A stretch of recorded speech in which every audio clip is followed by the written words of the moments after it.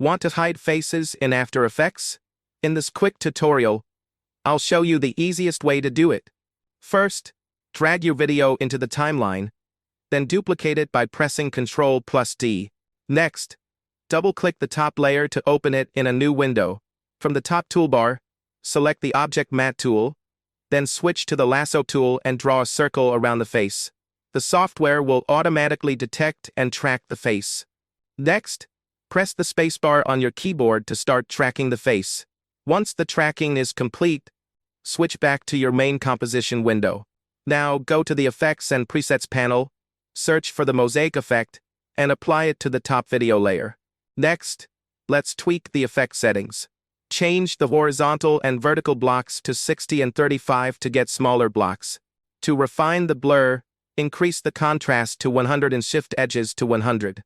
Finally, to soften the edges of the selection, increase the feather value. If you found this video helpful, don't forget to like and subscribe to the channel.